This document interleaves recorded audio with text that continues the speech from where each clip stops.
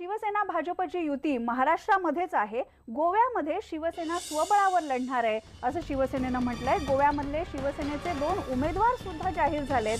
गोव्यामध्ये सेनेतून जितेश कामत आणि राखी नाईक यांना उमेदवारी देण्यात आली। आपल्याला आठवत असेल गोवा विधानसभेच्या निवडणुकीमध्ये सुद्धा शिवसेनेनं महत्त्वाची भूमिका तिथे बजावलेली होती आणि त्याप्रमाणेच भाजपशी युती न करता गोव्यामध्ये शिवसेना ही पूर्णपणे स्वतंत्र लढणार आहे आणि आपल्या 2 उमेदवारांची नावं सुद्धा शिवसेनेनं जाहीर केली आहेत।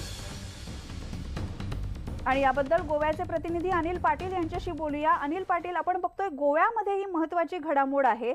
शिवसेना जर स्वतंत्र लढणार असेल आणि 2 उमेदवारांची नावं सुद्धा त्यांनी जाहीर केलेली असतील तर गोव्यामध्ये काय समीकरण होऊ शकतात?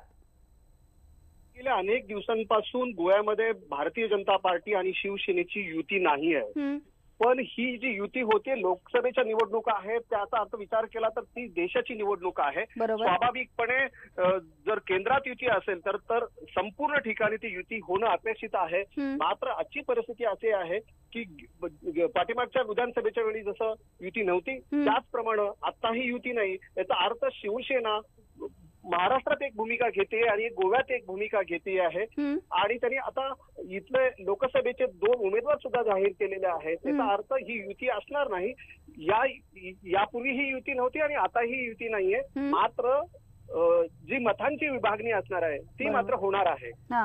मतांची विभागणी होणार आहे, पण या मतांच्या विभागणीचा फायदा तोटा नेमका कुणाला होऊ शकतो? महाराष्ट्राचा जर तुलनात्मक विचार केला गोव्यामध्ये तर गोव्यामध्ये शिवसेना इतकी आक्रमक आणि इतकी संख्याबळाचा जर विचार केला तर इतकी याच्या पातळीवरती नाहीये। मात्र महाराष्ट्राच्या तुलनेमध्ये गोव्याचे जे मतदारसंघ आहेत त्या मतदारसंघ छोटे असतात। अगदी छोट्या छोट्या पातळींवरती जर 10,000 मतं जरी एखाद्या उमेदवाराला पडली तर 10,000मध्ये एखादा उमेदवार पडतो, तो लोकसभेचा असला तरी सुद्धा। त्यामुळं ही जी युती आता झालेली नाहीये त्याचा फटका भाजपला होऊ शकतो असं मानावं लागेल। बरोबर, धन्यवाद अनिल पाटीलजी या सगळ्या माहितीबद्दल। गोव्याच्या घडामोडींकडे सुद्धा लक्ष ठेवून राहावं लागणार आहे। दरम्यान भाजपची पहिली उमेदवार यादी आज जाहीर होण्याची दाट शक्यता आहे। देशामध्ये पहिल्या टप्प्यात जिथे मतदान होणार आहे त्या जागांचा समावेश या यादीमध्ये असेल। पहिल्या यादीवर चर्चा करण्यासाठी आज भाजपच्या निवडणूक समितीची नवी दिल्लीतल्या मुख्यालयामध्ये बैठक होणार आहे। पंतप्रधान नरेंद्र मोदी, पक्षाध्यक्ष अमित शहा आणि यांच्यासह अन्य वरिष्ठ नेते सुद्धा या बैठकीला उपस्थित राहतील।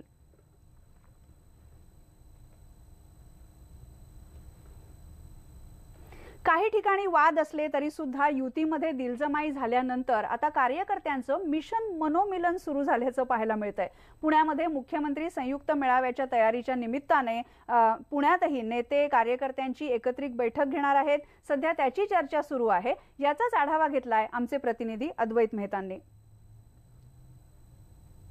संयुक्त मेळावा 4.5 वर्ष एक प्रकारे झहरी टीकेनंतर आता मिश्किल टिप्पण्या सुरू झालेल्या आहेत। म्हणजे सुजय गेला भाजपमध्ये तर आता राधाकृष्ण तुम्ही शिवसेनेमध्ये या, किंवा आता शरद पवारांना घेऊ नका नाहीतर मग कुणाशी लढणार काय म्हणायचं।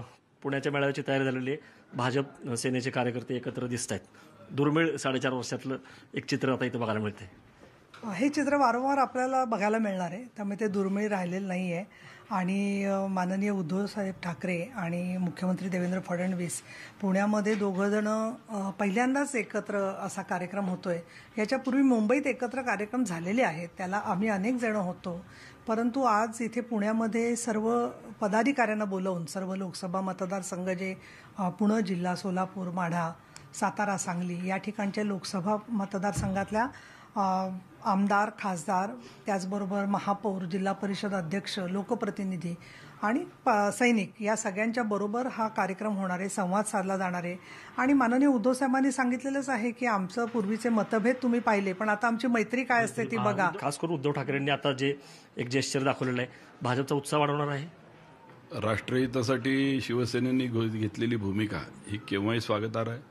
शिवसेना नेहमीच राष्ट्रहिताच्या पाठीशी उभी राहिलेली आहे आणि आता नवीन दिशा आणि नवीन कार्यक्रम याकडे आमचं अधिक लक्ष आम्ही केंद्रित केलेलं आहे। चेहरे बघा अत्यंत फुललेले आहेत आणि एरवी जसं म्हणाले की आता माध्यम टीका करत असतात पायात पाय, पण आज हातात हात आहेत, गळ्यात गळे आहेत. मुरलीधर मोहोळ आहेत भाजपचे, बाबर आहेत शिवसेनेचे, आणि असंच दृश्य दिसेल अशी ग्वाही नीलमताई आणि योगेश गोगाल यांनी दिलेली आहे.